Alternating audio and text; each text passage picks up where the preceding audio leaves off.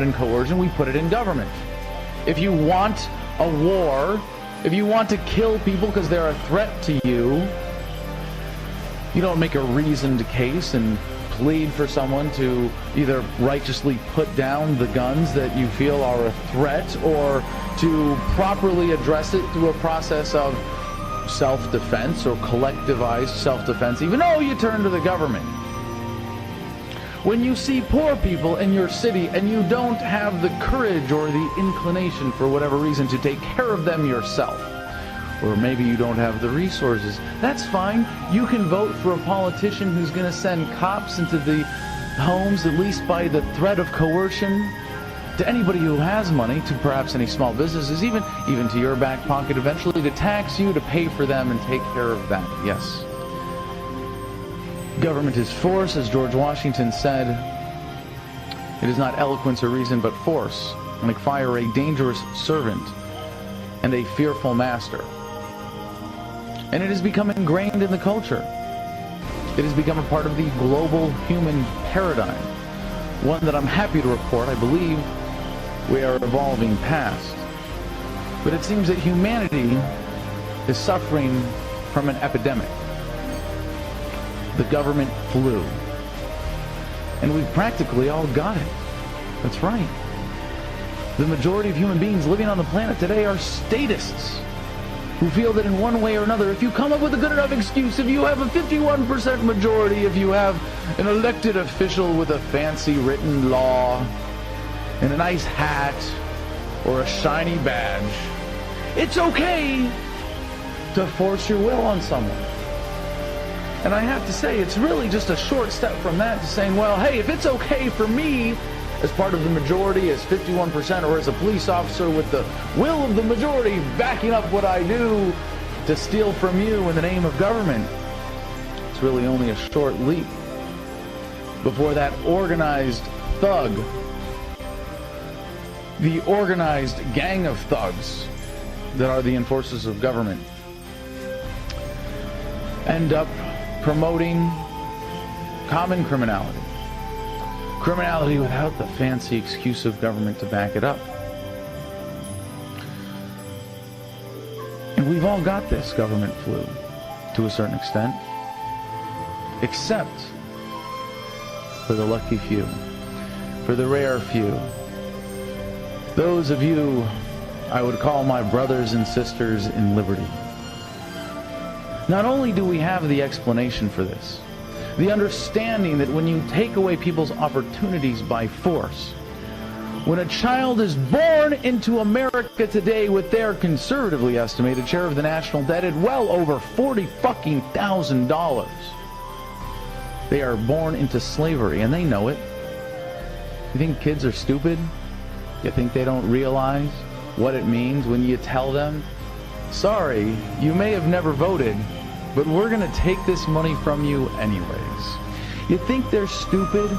You think they don't understand what's behind public education, the forced government indoctrination centers that we enjoy through our youth? And it's not to say that legitimate services aren't provided by government, but if you didn't need to pervert them, that is, people peacefully getting along, providing each other with valued services, if you didn't need to pervert that with government, you wouldn't have a scam worthy of necessitating government in the first place. But yes, those of us who understand liberty, understand the consequences of taking it away, and the consequences of taking liberty, of making slaves of us, when we just now, well past the middle of the year, July 15, 2012, is when we hit Tax Freedom Day. That's right, you were working for the government up to just a few days ago this year. And the average American is working for this fucking system that steals from them, steals over half of their productivity. You think there isn't going to be a sense of desperation? You think someone isn't going to figure this shit out and say, well, geez, If I'm a black youth living in Chicago and I don't expect to see my 21st fucking birthday, you think I'm going to go through a normal decision-making process in the face of all of this government? And then government flu spreads. And it's not just about what we see institutionalized in government. No, the very concept of being able to impose your will on others by force, be it by a cop, by a soldier, by a mugger, by a rapist, or by a con man. It's all the same fucking government flu. You can take it down to an individual level and say, I am going to govern you. Your property doesn't rightfully belong to you. It rightfully belongs to me, and I'm going to steal it. Because I can. Because I'm the righteous majority. And how did we get here? Endorsing a system of democracy. That's right, where 51% can vote away the rights of the other 49% and force their will on them. Yeah. And you know what we got when Obama was elected? We had a record turnout. 61.8% of the public came out. You know what that means? It means about 30% of the American people chose our current president. 30 fucking percent.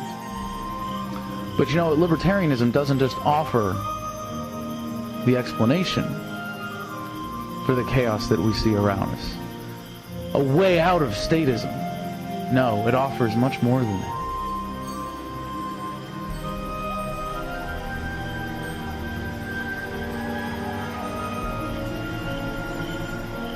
Because to really embrace this message, to understand that the progression of society towards a stateless society, towards a free and voluntary society in which human relations are defined by cooperation, not by force, fraud, or coercion. It's inevitable.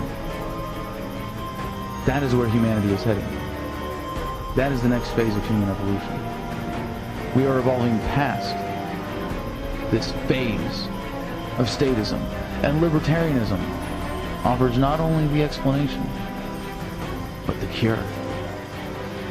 And when you embrace this message of liberty, when you understand the reality of government, when you see past the lies of the statist paradigm that surrounds us, not only do you get to be free where it counts, free your mind and your ass will follow, right? But you get to check out, literally check out, of the collective insanity that is plaguing our species at the moment, this government flu, this statist paradigm.